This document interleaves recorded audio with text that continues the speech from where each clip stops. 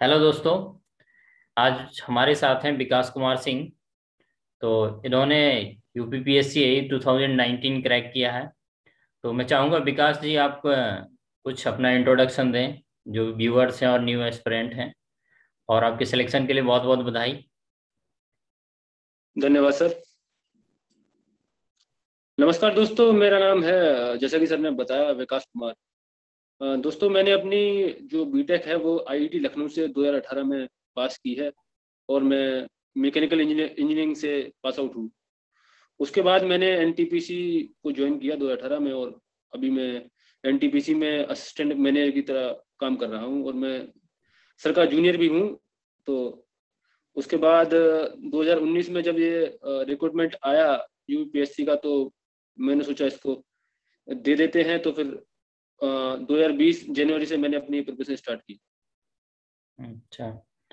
तो एक अच्छा सफर रहा और आपने क्रैक किया। तो आप से बहुत सारे यूथ और जो प्रिपरेशन कर रहे हैं स्टूडेंट्स, वो जानना चाहेंगे आई थिंक कि आपने कैसे प्रिपरेशन की। एक तो आप जॉब में भी थे और ये प्रिपरेशन भी करना था।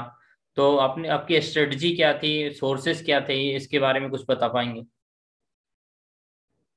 सर, मेरा सोर्सेज का क्या कि मैंने जो प्रीवियस ईयर के जो पेपर्स रहते हैं इसकी सबसे पहले एनालिसिस करी। और मैंने देखा कि वहाँ जो क्वेश्चन जो पूछे जा रहे हैं वो मैक्सिमम क्वेश्चन जो रिपीटेड क्वेश्चन रहते हैं। और अ, ये ईएससी के प्रीवियस ईयर से क्वेश्चन लेता है। और अच्छा। दूसरा जो क्वेश्चन पेपर जो सेट करने का जो एरिया जो था, वो उस टाइम पर कोरोना भी चल रहा था। तो फिर यही था कि नया क्वेश्चन तो बनने का चांसेस कम ही है, तो वो क्वेश्चन रिपीट करेंगे। तो मैंने सर इंजीनियरिंग सर्विसेज के जो मेडी जी की एस एकेडमी की और जो बुक्स आती हैं, तो उसमें क्या है कि 1992 से लेके जो 2020 तक के पेपर को ईएससी को सॉल्व किया 2-3 बार। उसके अलावा सर मैंने गेट के जो ऑब्जेक्टिव क्वेश्चन रहते हैं वहां से भी कभी कभी क्वेश्चन पिक कर लेता है ये जो हमारा आयोग है। उसके अलावा आईएएस के क्वेश्चन को भी सर मैंने सॉल्व किया। जो ऑब्जेक्टिव क्वेश्चन थे 1998 से 2010 के, उसको मैंने सॉल्व किया। और सॉल्व करते वक्त क्या है कि सर जो मेडी जी में और ईएस मास्टर में भी काफी मिस्टेक्स दे रखी है। तो हम्म। वहां पर हमको थोड़ा कंफ्यूजन होता है कि आपको क्या टिक करना है। तो मेरे जो दोस्त वगैरह थे, तो मैंने 2-3 बुक्स को कंपेयर किया। 3 बुक्स को, मेडी जी की ईएस मास्टर की और जो एस एकेडमी की आती है, उसमें 3 लोगों में से जो 2 लोग जो जिस चीज को सपोर्ट कर रहे थे, तो मैंने उस आंसर को फिर सही माना। फिर उसके अकॉर्डिंग सर मैंने अपनी प्रिपरेशन की। अच्छा। तो और अब आते हैं नॉन टेक एरिया में। नॉन टेक एरिया में जैसे कि हिंदी था और आपका जीएस था, ठीक है। तो उसके बारे में सोर्सेस बताएं और कैसे प्रिपरेशन की, क्योंकि एक टेक्निकल बैकग्राउंड का स्टूडेंट्स कुछ समय बाद हिंदी तो ऐसा होता है कि ऑलमोस्ट भूल चुका होता है, क्योंकि मोस्टली 9th-10th तक ही हिंदी पढ़ते हैं, या सीबीएसई बोर्ड वाले लोग जो लोग होते हैं वो 9th-10th में भी हिंदी नहीं पढ़ते हैं।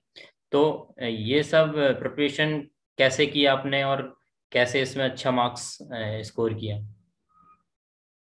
हिंदी के लिए सर मैंने पहले तो काफी रिसर्च किया कि मैं कहाँ से पढूं। मुझे बुक्स वगैरह भी मैं खरीद के लेके आया, लेकिन मुझे सर कुछ समझ में नहीं आया। फिर मैंने जो है फिर मुझे, तब मैं आपको मतलब जानता भी नहीं था कि आप मेरे सीनियर हो। फिर बाद में पता चला। फिर मैंने आपका वीडियो मुझे मिले यूट्यूब पे, और मैंने सारे वीडियो आपके देख लिए। उसके बाद में जो टेस्ट जो आप देते थे वो उनको मैंने अच्छे सॉल्व किया। उसमें शुरू में मेरे इतने अच्छे नंबर नहीं आए, लेकिन मैंने फिर दोबारा आपको लेक्चर को रिपीट करके देखा। फिर मैं काफी अच्छा स्कोर करने लग गया और कॉन्फिडेंट फील करने लगा था हिंदी में कि मैं कर ले जाऊंगा।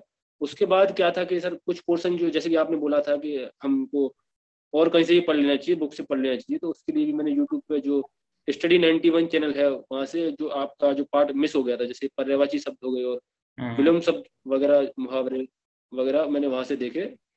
और बाकी सर वो जो प्रीवियस ईयर का क्वेश्चन जो आपने कराए थे वो, और यूपीपीएससी के 10 साल के जितने भी हिंदी के क्वेश्चन आ चुके थे सर, मैंने उसको सॉल्व किया। हम्म। तो मतलब ये जो लर्न स्क्वाड पे हिंदी था वो सफिशिएंट था? कुछ बच्चे मुझे मैसेज करते थे कि सर ये छूट गया छूट गया, तो मेरा रिप्लाई यही होता था कि आपको पीएचडी नहीं करनी है इसमें, मार्क्स स्कोर करने। तो आई थिंक जितना हम लोगों ने किया था वो सफिशिएंट था एग्जाम के लिए। एक्चुअली सर, अगर मेरा सिलेक्शन ना भी होता इसमें, तो मैं तहे दिल से आपका शुक्रगुजार हूँ कि आप सेल्फलेसली ये सर्विस कर रहे हैं। जैसे कि शायद लोगों को नहीं पता कि आप जो फ्री में सब पढ़ा रहे हैं और आपका कोई मोटिव नहीं है इसके पीछे। आपने इतने लोगों की मदद की, कहीं ना कहीं सिलेक्शन हुआ हो नहीं हुआ हो, वो कुछ ना कुछ सीख के गए हैं आपके पास से। तो हिंदी में अगर मैं बात करूँ, जितना आपने पोर्शन कवर किया है उसके अलावा मैं मेरे को और मेरे जो जितने भी साथी सीनियर्स हैं और जो दोस्त हैं जो सिलेक्ट हुए इस एग्जाम में, उनको कहीं जरूरत नहीं पड़ी सर। हिंदी में जितना पोर्शन आपने कवर किया उसका क्वेश्चन नहीं बचा है।